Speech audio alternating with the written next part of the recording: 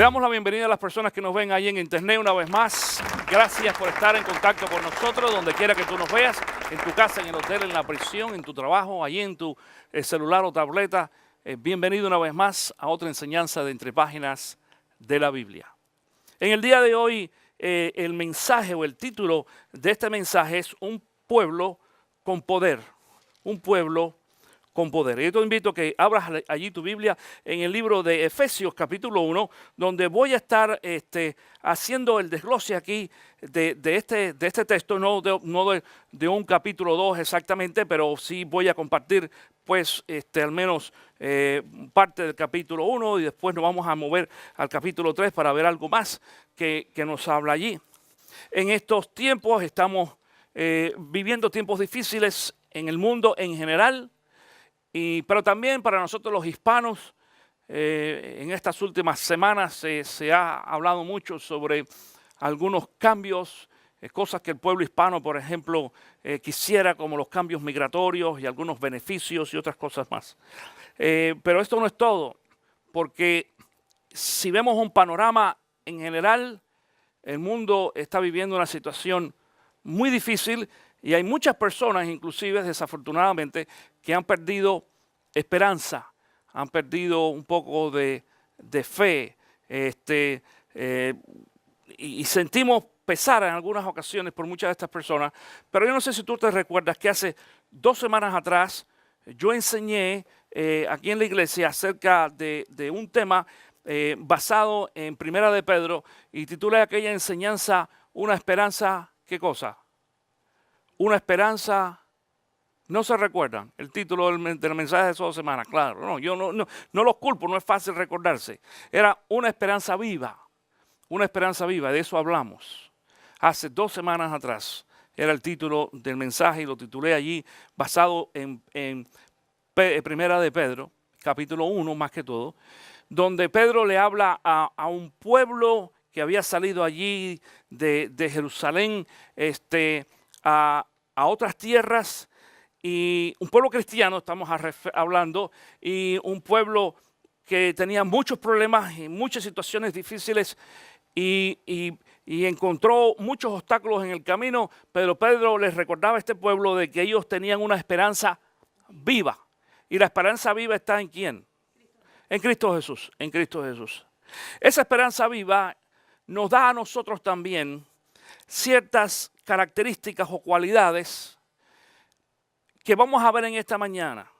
Y quiero decir esto, tú y yo, nuestra relación con Dios es una relación personal. Siempre cuando yo hablo de salvación, lo refiero a una relación personal. Es decir, la salvación no es corporal. Escuchen esto, la salvación no lo es. Muchas personas piensan que la salvación es algo corporativo, no lo es. ¿Por qué no es? Es decir, déjame explicar. En algunos círculos sociales, y esto pasa mucho entre los hispanos, hay personas que piensan y dicen, mi abuelita era creyente, mi abuelito era creyente, mi mamá o mi papá eran cristianos también, y entonces por consecuencia, pues yo soy bendecido y soy creyente y soy bendecido. Bueno, somos creyentes por la influencia de nuestros abuelos y nuestros padres, sí es cierto, pero la salvación no tiene nada que ver con nuestros padres y nuestros abuelos, porque la salvación es algo personal y mucha gente piensa que porque sus abuelos y papás eran buenos y tenían cierto comportamiento, según su juicio, el día que ellos mueran van a ir a la presencia de Dios. Es decir, son salvos no por ellos, sino por abuelos y papás. La Biblia nos enseña a nosotros que la salvación no es corporativa, no es en grupo, no es algo que se hereda tampoco. Es algo que ni aunque se gana, ni que se merece, es algo que Dios nos da a nosotros gratuitamente cuando nosotros, cada uno de nosotros, individualmente hacemos la decisión de recibir a Cristo en nuestro corazón, de creer en Cristo como el Hijo de Dios, como nuestro Salvador, como el precio que Dios pagó por nuestra salvación. Cuando nosotros aceptamos eso, entonces nosotros somos, diríamos, no voy a usar. La palabra que quizás vino a mi mente fue merecedores, pero no somos merecedores. Venimos a ser entonces, estoy tratando de pensar alguna palabra que sea la más correcta para esto. Dios nos permite ser salvos, nos da la oportunidad de ser salvos. Somos el recipiente de salvación donde Dios deposita, echa allí la salvación. Es decir, nos llena, es como un vaso que nos llena. Sabemos que a través de la presencia del Espíritu Santo y demás, somos el recipiente donde Dios vierte su salvación o parte de su salvación, porque no somos los únicos. Cada persona que ha recibido a Cristo en su corazón individualmente es salvo. Ahora bien, a partir de ese momento, nuestra vida cristiana no es solamente individual. Nuestra salvación es individual y nuestra relación con Dios, atención con esto, es individual también. Pero entonces, a partir de ese momento, nosotros sí venimos a formar parte de algo que creó Dios, que es corporal, es un cuerpo que tiene miembros, es decir, ya no soy yo el único, hay otros en medio de esto, y de eso es lo que vamos a hablar en esta mañana. Tú y yo solos no podemos hacer mucho. En muchas ocasiones tú y yo solos no podemos hacer nada, en algunas áreas, y en otras no podemos hacer mucho. Pero juntos podemos hacer mucho más, ¿verdad? Claro. Y eso nos va a dar unas características muy específicas, de las cuales Pablo le hablaba aquí al pueblo, a la iglesia de Éfesos. Y vamos a ir allí en primera de Efesios capítulo 1 al versículo 15 primeramente en esta mañana. Efesios 1, 15. Si lo tienes allí me dices amén, o lo tengo para poder comenzar a leer en esta porción bíblica. Dice, por eso yo, por mi parte, desde que me enteré de la fe que tienen en el Señor Jesús y del amor que demuestran por todos los santos, di conmigo los santos. ¿Los santos quiénes somos? Nosotros. No se está refiriendo aquí a santos de imágenes ni nada por el estilo, sino a los creyentes. Es como que dijera del amor que demuestran todos los creyentes o todos los cristianos. Pero usa la palabra santo porque eso es lo que somos. Santo quiere decir una persona que ha sido escogida para algo. No quiere decir perfecto. Tú y yo no somos perfectos a la perfección de Dios. Estamos en el proceso de perfección, pero somos santos porque Dios nos escogió. Algo bien curioso con esto, mi querido hermano. A pesar de tus imperfecciones, de tus defectos, de tus problemas y de tus pecados, aún así Dios te escogió. Así fue. Nos escogió a cada uno de nosotros, sabiendo aún como nosotros somos. Porque en muchas ocasiones hay personas que dicen, ay, pastor, pero yo no soy merecedor de esto. En base a eso, a veces el diablo, por ejemplo, nos engaña cuando en muchas ocasiones nos aguanta, diríamos, de obedecer a Dios porque nos hace creer que somos peor de lo que somos. Por ejemplo, obediencia a Dios de mucho sentido. Quizás, ¿cuál es el primer paso de obediencia de un cristiano? Recibir a Cristo, pero ya recibo, ya es cristiano. ¿Y después entonces cuál es? El bautismo. Ese es el primer paso de obediencia de un creyente. Y hay muchos más. Es decir, ir a la iglesia, estudiar, orar, servir, es muy importante servir en la iglesia. Pero el primero es el bautismo. Entonces, es más, tú podrás hacer otras cosas, pero todavía no te has bautizado, todavía no estás siendo obediente al Señor en el paso. Estoy hablando de los pasos bíblicos de obediencia, ¿ok? De los pasos bíblicos de obediencia. Ese es el número uno. Y vamos a usar el número uno porque es el más común que en algunas ocasiones usa el diablo para decirnos a nosotros que nosotros no somos lo suficientemente buenos como para andar caminando con Dios, para recibir la bendición de Dios. Desgraciadamente en muchas ocasiones se lo creemos, le creemos esta mentira al diablo y entonces nos vemos movidos por la influencia de Satanás. Ahora, con esto en mente, nos vamos a dar cuenta de que tenemos que estar listos para darnos cuenta de algunos aspectos que Dios ha puesto en cada uno de nosotros, que nos va a ayudar entonces a ver el panorama de donde Dios nos ha puesto a nosotros en la vida cristiana de una forma totalmente diferente. En esta mañana tú no vas a tener, quiero decir esto, en esta mañana tú no vas a ver en las pantallas notas ni textos bíblicos, porque me estoy enfocando totalmente en el desarrollo de un texto que es Efesios capítulo 1 en esta ocasión, y tú solamente lo que necesitas es tener tu Biblia ahí abierta. Si no trajiste Biblia hoy, pues vas a estar un poquito perdido. Si no, pégate con alguien, y si no, puedes usar tu celular o tu iPad o lo que sea si traes tu Biblia allí. Pero míralo para que tú veas. Porque otra vez, Pablo en este texto bíblico está en esta ocasión entonces, dice, dando gracias y orando y reconociendo, dice, a los santos o al amor, dice, que demuestran todos los santos. Versículo 16 entonces dice, no he dejado de dar gracias por ustedes al recordarlos en mis oraciones. Es decir, Pablo está dando gracias por los cristianos santos, escogidos, con toda imperfección, con todo y defecto, mi querido hermano, pero Dios te escogió a ti en misericordia y a través de la gracia de Cristo Jesús, te escogió a ti. Y dice que aquí Pablo está dando gracias por estos hermanos. Y mira lo que dice en versículo 17. Pido que el Dios de nuestro Señor Jesucristo, el Padre glorioso, les dé el espíritu de sabiduría y de qué cosa más dice ahí, y de revelación. De revelación. Atención con esto en esta mañana, porque aquí hay algunas personas que manipulan incorrectamente estos textos bíblicos. La sabiduría no es inteligencia.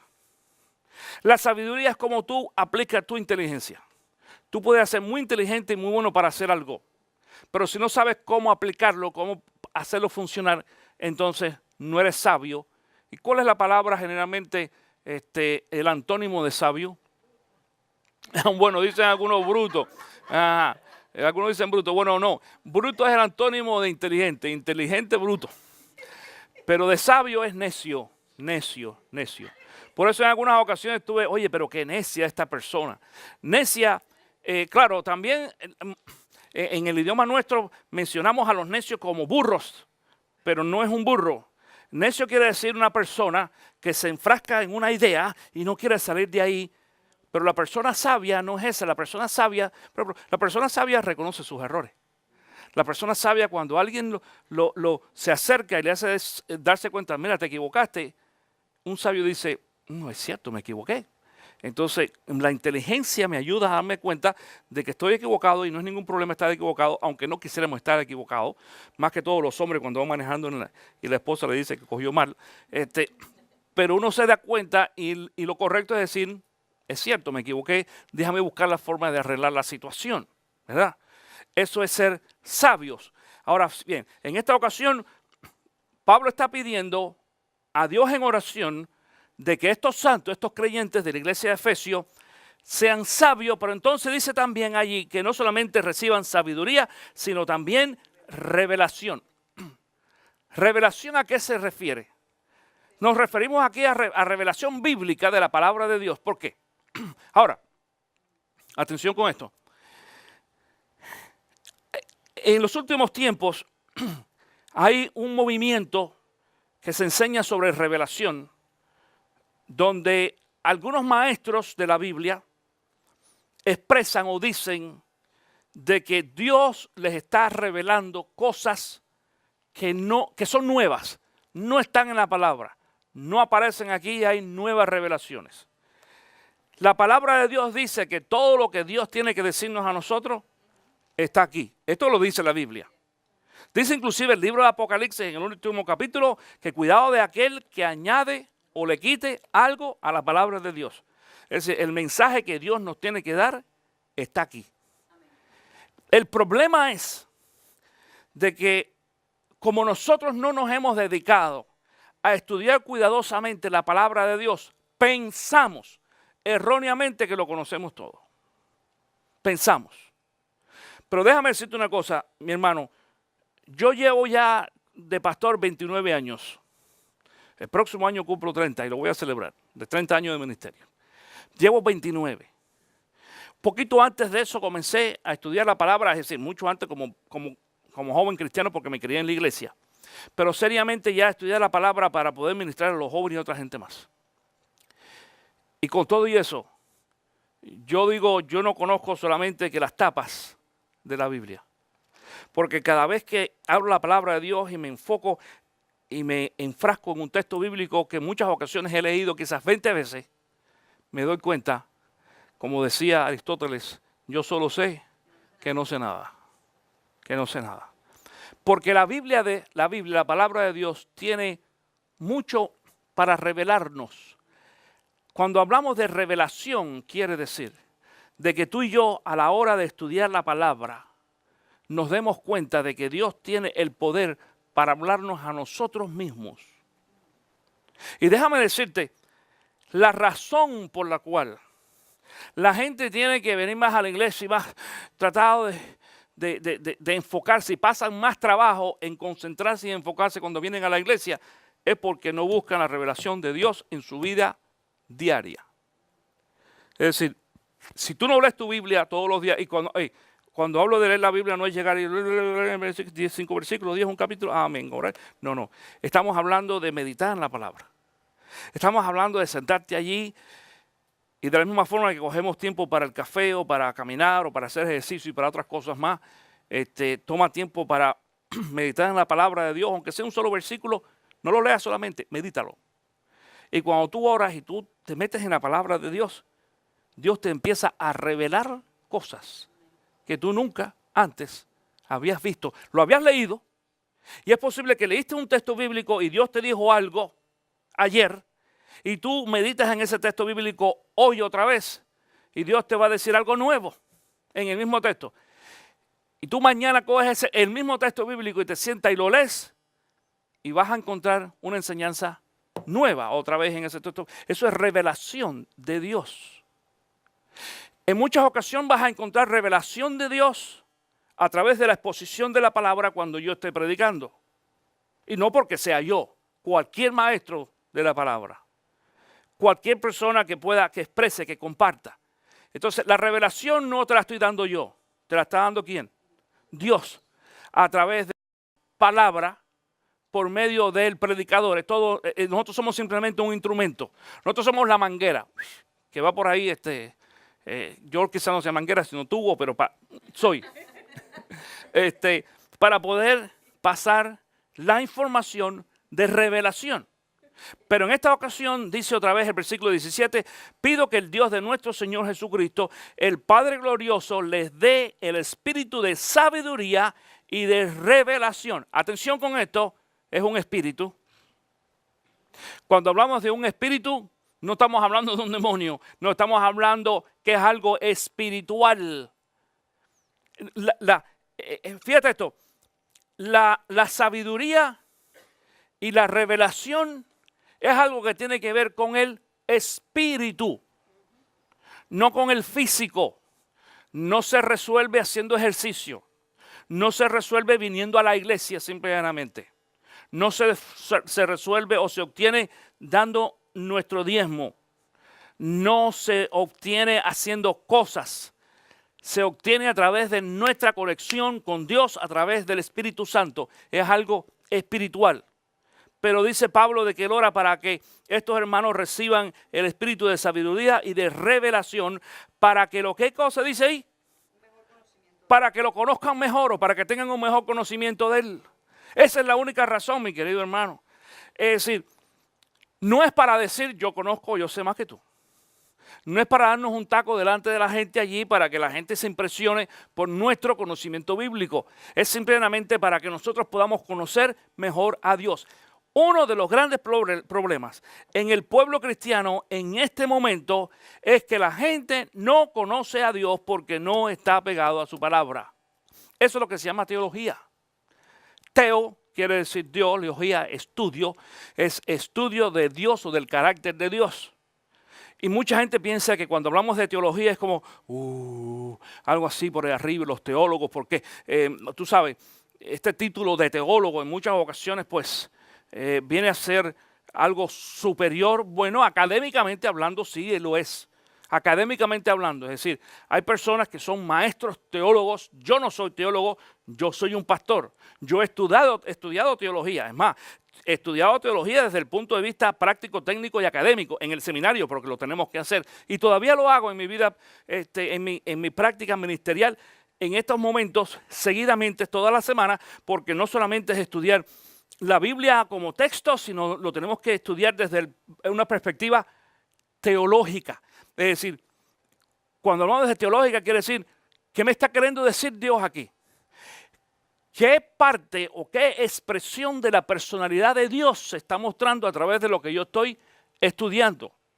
Veníamos conversando ayer, por ejemplo, en este viaje que hicimos de Nashville para acá, veníamos allí 5 pastores en el carro, conversando. Y hablamos, casi todo el viaje de allá para acá fue discusiones teológicas, increíbles. Y de eso hablábamos, de puntos que normalmente a veces quizás no hablemos en la iglesia, o lo hacemos pero con mucho cuidado, pero entre pastores y pues con cierto nivel académico, pastoral o teológico o bíblico, lo demás, pues nos sentimos con un poco más de libertad de hablar de algunos temas.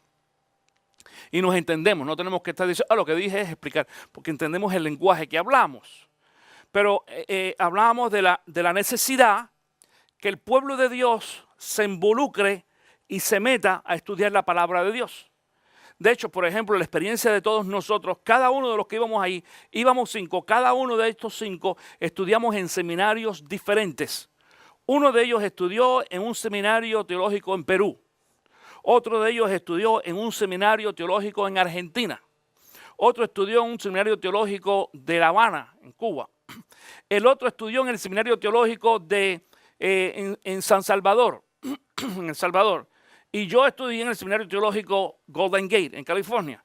Cada uno de nosotros venimos de 5 escuelas diferentes, pero estudiando el mismo concepto y vemos que nos encontramos en el mismo punto centro del estudio del carácter de Dios.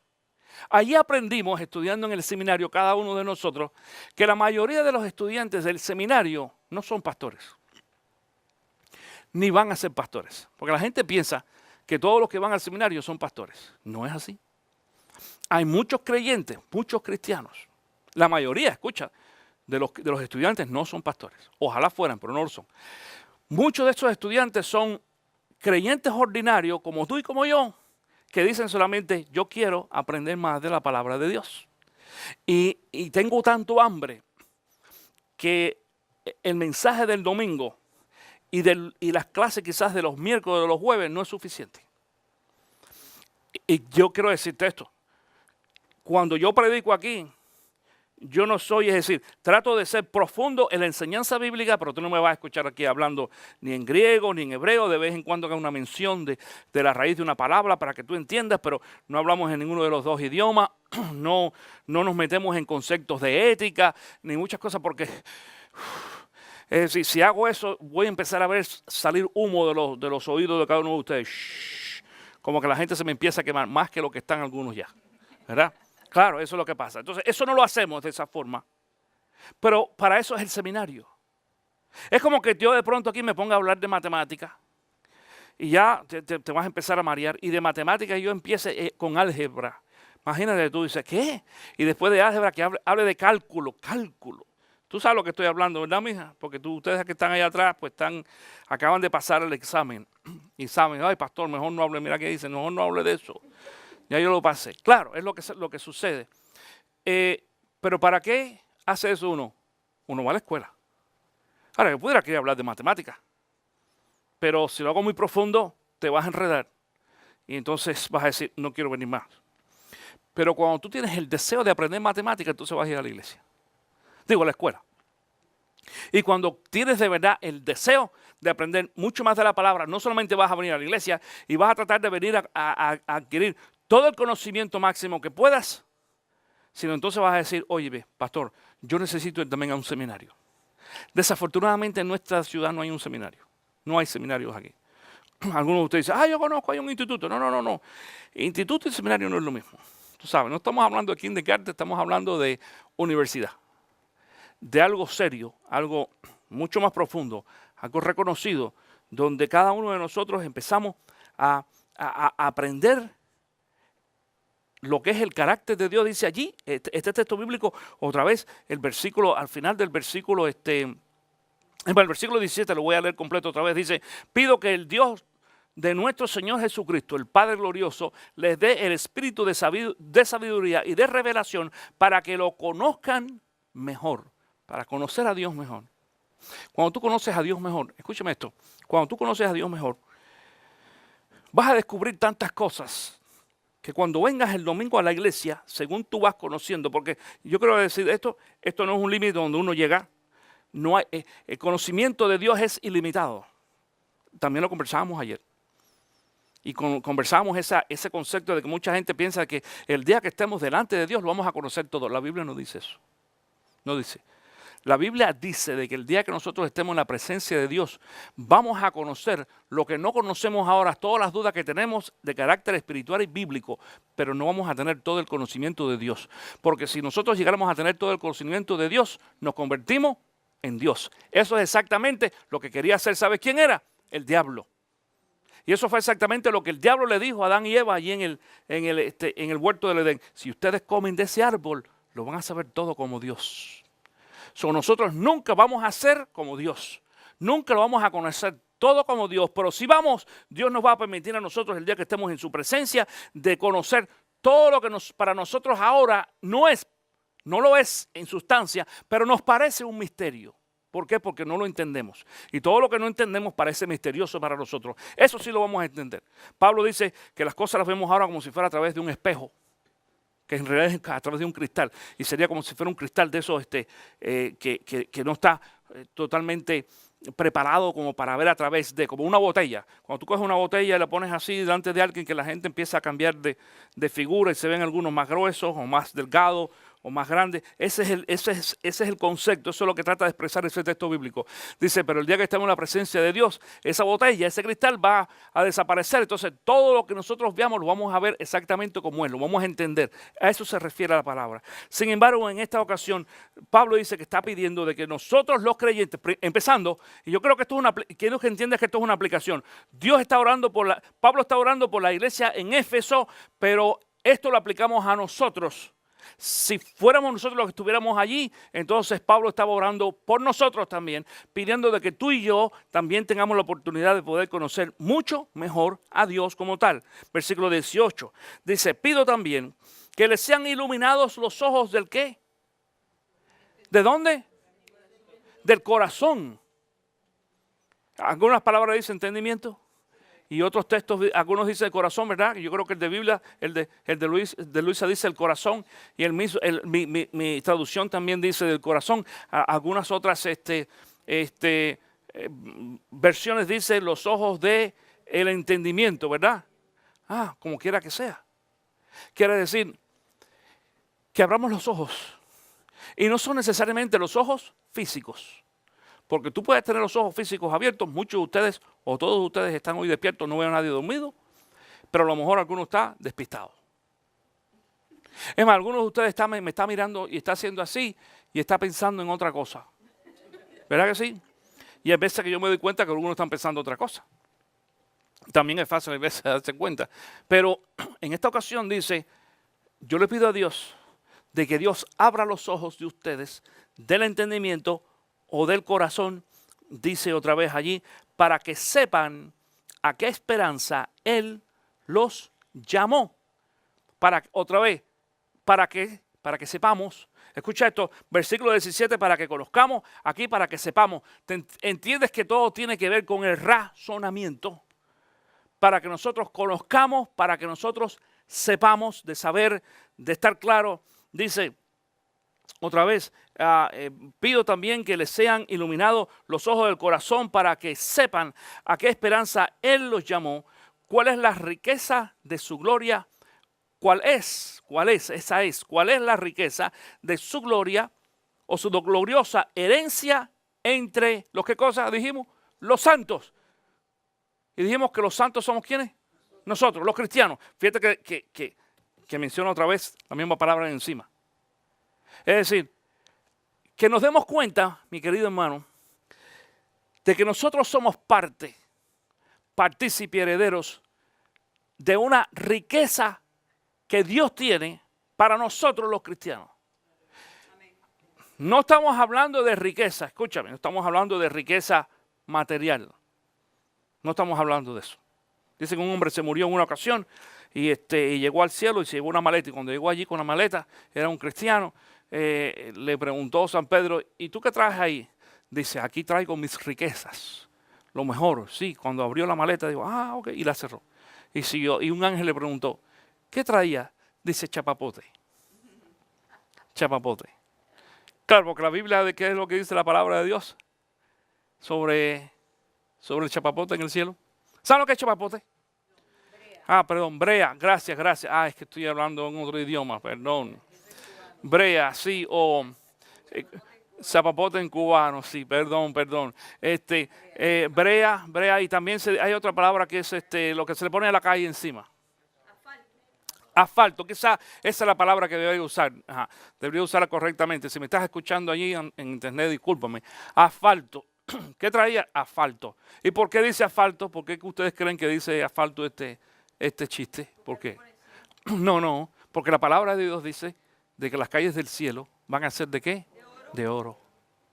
Y este hombre lo que había metido en su maleta era todo el oro que tenía, eran sus riquezas. Y entonces, lo que quiere decir esto es que lo mejor que tú tienes aquí, allá, lo van a usar para las calles. Es nada. No te sirve para nada. ¿Entiendes esto? Es decir, que las riquezas de Dios son mucho más grandes que esas. Quiero decir una cosa también, mis queridos hermanos, porque yo he enseñado esto aquí, pero a lo mejor quizás algunos de ustedes no captó bien lo que yo estaba tratando de decir anteriormente. El libro de Apocalipsis dice de que en las calles, en la Nueva Jerusalén, que no es en el cielo ahora, es en la Nueva Jerusalén. ¿Okay? Es decir, es el lugar donde nosotros vamos a morar eternamente después de la segunda venida de Cristo, después del milenio, del gran juicio final o de la gran batalla, donde Satanás va a ser totalmente eliminado y echado, dice ahí en el lago de fuego. Entonces Dios va a crear nuevos cielos y nuevas tierras, así se dice, y esa nueva ciudad de Jerusalén va a tener calles de oro. Ahora, cuidado con esto, eso no quiere decir de que literalmente esa ciudad tenga calles hechas de oro. Porque cuando nosotros leemos el libro de Revelaciones o de Apocalipsis, nos damos cuenta de que el libro de Apocalipsis es un libro simbólico. ¿Ok? Es simbólico, está lleno de simbolismos. Entonces tenemos que tener mucho cuidado como nosotros analizamos esto. Porque en realidad lo importante para el cristiano no es que la calle sea de oro o sea de piedra o sea de qué. Lo importante cuando nosotros estemos en esa ciudad o en ese lugar prometido para cada uno de nosotros, no son las calles. ¿Qué cosa es? Es la adoración a Dios, es a Cristo. Por eso mucha gente no entiende ese concepto de que Jesús enseñó que los casados, el día que estemos en la presencia de Dios, no vamos a ser casados. No vamos a ser. Y la gente dice, no, ¿cómo? No hay matrimonio. Y mucha gente dice, pero y cuando yo vea a mi esposa, o a mi esposo, o aquel que fue mi novio, o aquellos que han tenido 2 o 3 esposas, o 2 o 3 esposos. Porque ese es el caso cuando le preguntaron a Jesús, mucha gente dice, ¿cómo va a hacer eso? Bueno, ¿sabes qué? No va a hacer nada, te voy a decir por qué. Porque, y yo he puesto el ejemplo en muchas ocasiones, cuando yo estoy aquí con Luisa, que es mi esposa, cuando estamos aquí en la iglesia adorando, Luisa no es mi esposa. Hay una desconexión totalmente. Yo veo a Luisa como ver a cualquier otra hermana de ustedes, cualquiera de ustedes. No hay pasión ninguna, no hay gusto físico ninguno, no hay atracción ninguna. ¿Por qué? Porque estamos concentrados en qué cosa? En la presencia de Dios. Cuando tú estás y la gente no piensa esto, cuando nosotros estamos en la presencia de Dios, realmente tú te olvidas de todo el mundo, te olvidas hasta de que está al lado tuyo, mi querido hermano. Y eso es lo que experimentamos aquí a la hora de adorar. Me decía ahorita la hermana Julia, que wow, pastor, yo siento algo especial cuando veo y vengo entre ustedes. Y decía, me emociono y lloro. Digo, ¿tú no eres la única? Si acá ha pasado anteriormente, el otro día ustedes recuerdan a este hermano que se emocionó de tal forma que no pudo controlar sus emociones y empezó a abrazar a los hombres y a besar a todo el mundo y algunos se asustaron porque esto no ha pasado antes. No pasaba antes, pero pasa. Y mucha gente pensó, es más, alguna gente dijeron, ¿un demonio? No es un demonio. Es lo que algunas personas que nunca jamás han sentido eso sienten cuando vienen a la presencia de Dios.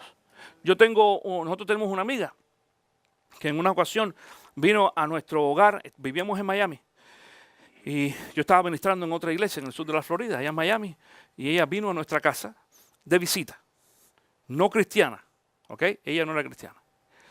Y vino con su esposo, escucha esto. Y entonces nos visitaron y llegó el domingo, era la hora el tiempo de ir a la iglesia, y le dijimos, bueno, ¿sabes qué? Nosotros vamos a la iglesia. ¿Ustedes quieren venir con nosotros? Están invitados. Si no quieren, y eso ha pasado anteriormente, si no quieren, están en su casa, se pueden quedar aquí. Nosotros vamos a la iglesia y regresamos el tiempo que nos tome, 1 hora, 2 horas, 3 horas, y continuamos entonces compartiendo.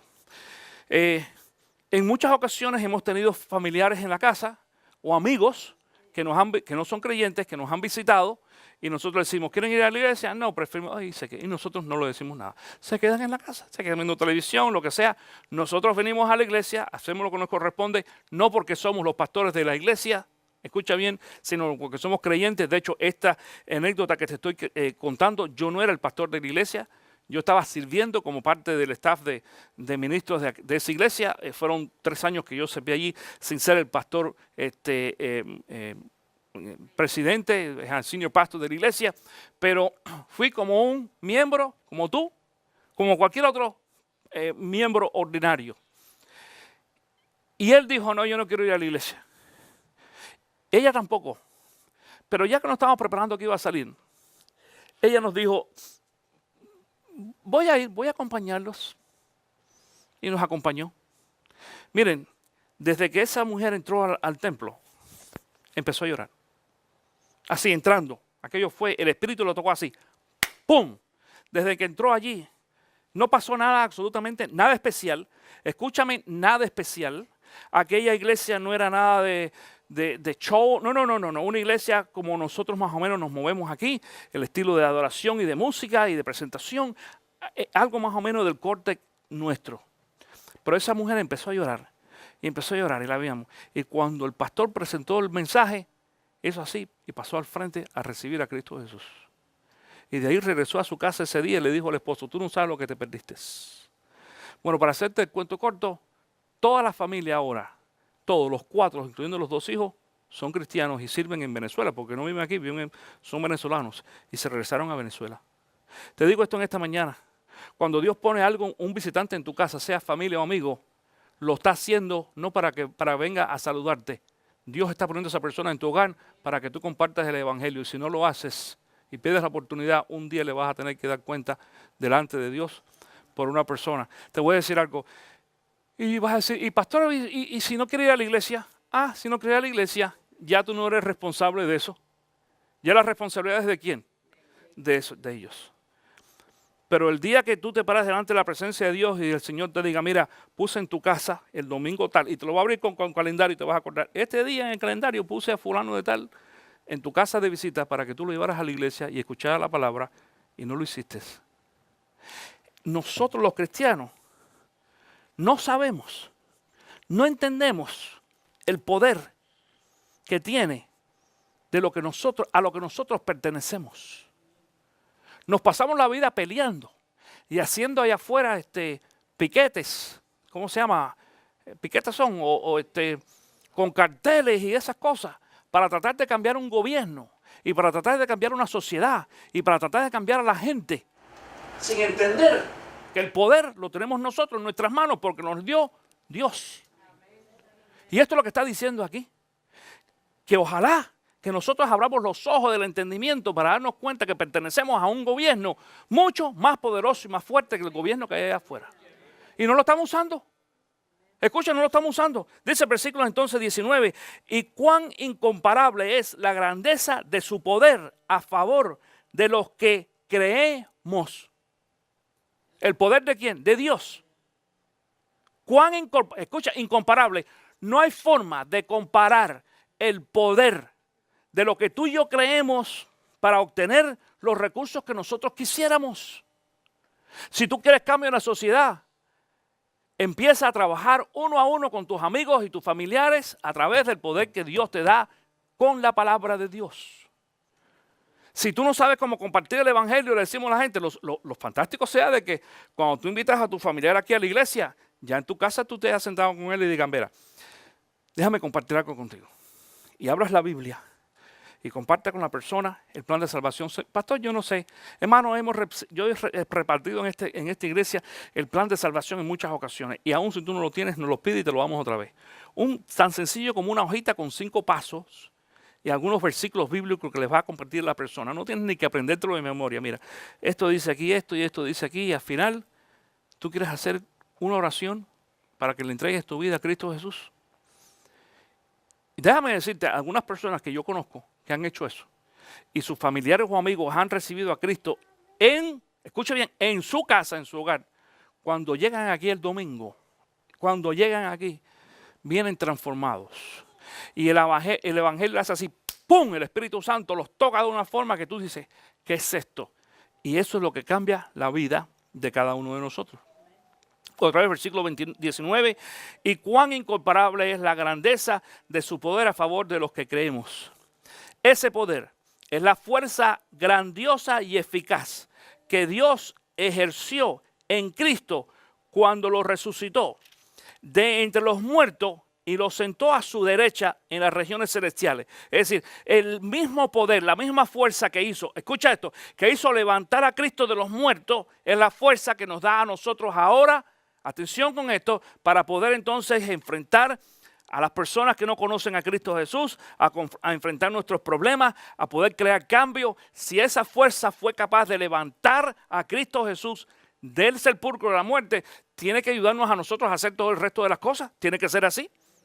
Versículo 21, muy por encima de todo gobierno y autoridad. Escucha esto. Jesús está sentado, dice, a la derecha, muy por encima de todo gobierno y autoridad, poder y dominio, y de cualquier otro nombre que se invoque, no solo en este mundo, sino también en el venidero. Ese es el poder que tiene Cristo Jesús. Esa es la influencia que tiene Cristo Jesús. Hay veces que queremos influencia en el gobierno ahora. Increíble. Y los hispanos están tratando de buscar esto, yo sé. Y los hispanos queremos, digo queremos porque yo también quisiera algo que se le pueda ofrecer a nuestros hermanos hispanos. Y déjame decirte, en muchas ocasiones cuando hablamos de esta cuestión de la amnistía o este programa de migratorio que los hispanos quieren, estamos pensando en las personas que vienen a última hora. Pensamos generalmente en aquellos que son hispanos que no sirven. Desgraciadamente no sirven. Se meten en problemas, andan borrachos, andan en droga, es cierto.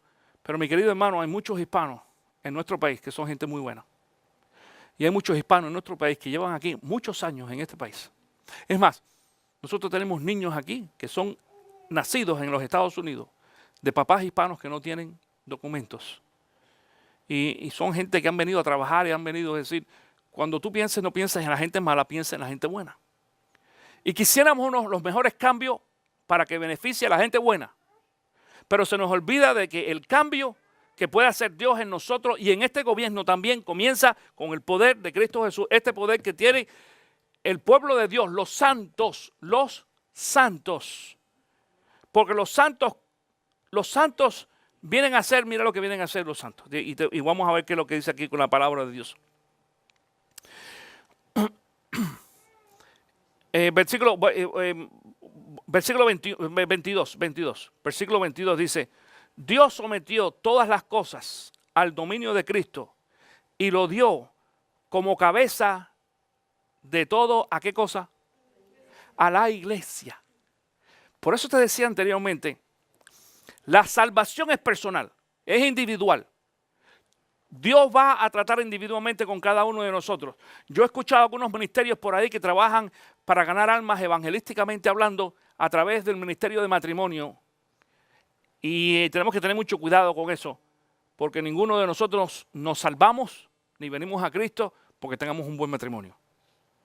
Porque tenemos que trabajar, la salvación es individual. Es más, tú pudieras tener el peor matrimonio de todos y las dos personas se salvan. Tú pudieras tener el mejor matrimonio, ninguno de los dos conoce a Cristo Jesús. Claro, qué bueno sería que seamos salvos y tengamos buenos matrimonios. Eso sería lo ideal. Y estamos a favor de los ministerios matrimoniales, definitivamente. Pero la salvación es algo individual. Sin embargo, después individualidad, viene a formar un carácter corporativo. Los santos venimos a ser parte de ahora de la iglesia. Por eso dice, Dios sometió todas las cosas al dominio de Cristo y lo dio como cabeza de todo a la iglesia. Es decir, a ti y a mí, el grupo de santos o de cristianos formamos la iglesia. Esta, que es su cuerpo, es la plenitud de aquel que lo llena todo por completo. ¿Lo llena qué cosa? ¿Cuánto? ¿Pero cuánto lo llena? Todo, todo, todo. Atención con esto. Te estoy diciendo el poder que tiene la iglesia. Mi querido hermano, te dije al principio de esta enseñanza, nosotros solos, separados, no tenemos mucha fuerza. En muchas ocasiones no podemos hacer nada. Pero la iglesia unida, con el poder de Cristo Jesús. Fíjate de que Cristo Jesús lo dijo. Cuando Jesús estableció la iglesia, en Mateo capítulo 28, antes de irse le dijo a los discípulos que ni aún las puertas del Hades prevalecerán en contra de la iglesia. Es decir, que puede pasar lo que pueda pasar. Y por eso es que en 2000 años de historia, desde que se fundó la iglesia de Cristo nunca, jamás ha podido ser vencida. Y no lo será. Y ha habido países, yo tengo una entrevista a un pastor que yo le dice, en Cuba, es decir, un pastor de Cuba, no lo dice en Cuba, sino un pastor de Cuba, donde él expresa diciendo de que en ciertos años, hace muchos años atrás, uno de los gobernantes le dijo, el propósito nuestro para los próximos años es eliminar totalmente la iglesia, toda. Aquí no va a quedar ni un solo cristiano. Y este hombre le dijo, déjame decirte una cosa. Dice que le dijo así, ni lo sueñes, que nunca va a pasar. ¿Y tú sabes lo que le hicieron? Lo metieron preso al hombre, por muchos años. Un pastor, a ese pastor, es más, metieron preso a 98 pastores. Pero este que era uno de los que dirigía el grupo, le dijo, ni lo sueñes. Se murió viejito de 98 años este pastor. Y ahí todavía queda las grabaciones de algunas de las cuales yo participé hace muchos años atrás. Porque la iglesia cristiana en Cuba, no importa la denominación, bautistas, pentecostales, presbiterianos, asambleas de Dios, no importa. La iglesia cristiana en Cuba, con todo lo que un gobierno ha querido tumbarla, ahora es más fuerte que nunca. Es más fuerte que la iglesia hispana en los Estados Unidos, para que tú lo sepas. ¿Por qué? Porque ese es el poder que encontramos en Cristo Jesús. Eso es lo que encontramos. Y para concluir nos vamos a mover un poquito al capítulo 3. Ahí mismo en Efesios capítulo 3, comenzando en el versículo 4, Pablo otra vez vuelve a este tema y dice, por esta razón me arrodillo delante del Padre, de quien recibe nombre, ¿toda qué cosa? Familia. Di conmigo, la familia. Toda familia. ¿Tu Biblia dice familia? ¿Toda familia? Estamos en el versículo 15. Versículo 15. ¿Dice ahí toda familia? Amén, ¿sí o no? Sí, toda familia. Atención a esto. Déjame decirte una cosa. Esta familia que está hablando aquí no es la familia González, ni López, ni García. Se refiere a toda la familia cristiana. Porque cada iglesia es una familia. Esta iglesia, CC Vida, así llamamos. ¿Familia qué? CC Vida. Y si te vas allá a Nuevo Horizonte, por ejemplo, donde está el pastor Manny, esa es la familia de Nuevo Horizonte. Y si te vas a la iglesia metodista donde está el pastor Eduardo, esa es la familia Nueva Vida de Marion Oaks. Y si te vas a la iglesia bautista donde está el pastor Eliezer Prieto, esa es la familia de la primera iglesia bautista o la bautista Peniel, la familia Peniel, fíjate cómo es. Y también está la familia El Faro, de Asambleas de Dios, donde está el pastor Feliciano. Y así, son familias. Todos cada uno como familias separadas venimos a ser parte de una misma familia. Como tú en tu familia personal, tú tienes tu apellido, pero no estás mezclado con la familia, es decir, escucha esto, no estás mezclado con la familia de tu hermana o tu hermano. Estás relacionado, pero no mezclado. ¿Entiendes esto? Estás relacionado, y esto es lo que sucede aquí. Dice, le pido que por medio del Espíritu, otra vez, en el 14. Por esta razón, me arrodillo delante del Padre, de quien recibe nombre toda familia en el cielo y en la tierra, le pido que por medio del Espíritu y con el poder que procede de su gloriosa riqueza, los fortalezca a ustedes en lo íntimo de su ser. Escucha esto, por dentro nosotros, fortalece a cada uno por dentro, para que por fe Cristo habite en sus corazones, y pido que arraigados y cimentados en amor. Atención, fíjate, arraigados, ¿qué es eso? Estamos hablando de la familia. Fíjate, las diferentes familias ahora que dice arraigadas y qué, y cimentadas, quiere decir pegadas, cementadas, juntas.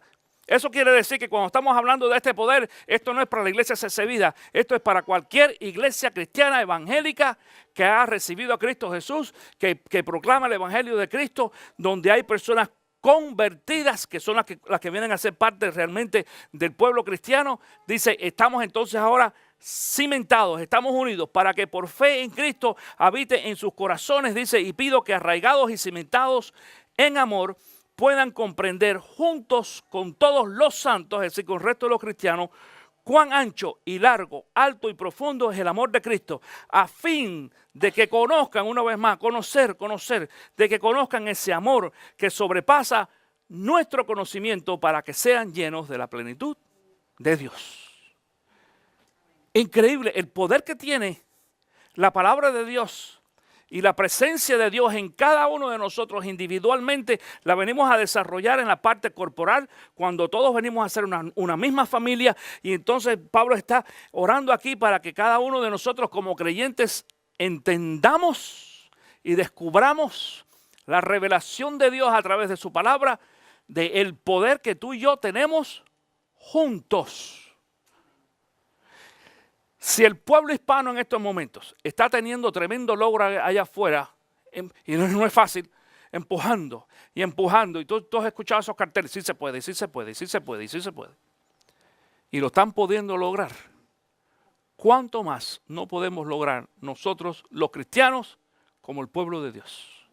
Lo que pasa es que desafortunadamente no nos hemos concentrado aquí en lo que nos dice la palabra en esta ocasión. Mi querido hermano, es necesario y es hora de que cada uno despertemos de ese letargo y nos demos cuenta de que tenemos un poder incomparable en nuestras manos, que no es nuestro, es el poder de Dios para su pueblo, para su iglesia, para cada uno de ustedes aquí presentes y aquellos que nos ven ahí también en el internet, capaz de hacer cosas que nosotros ni nos imaginamos.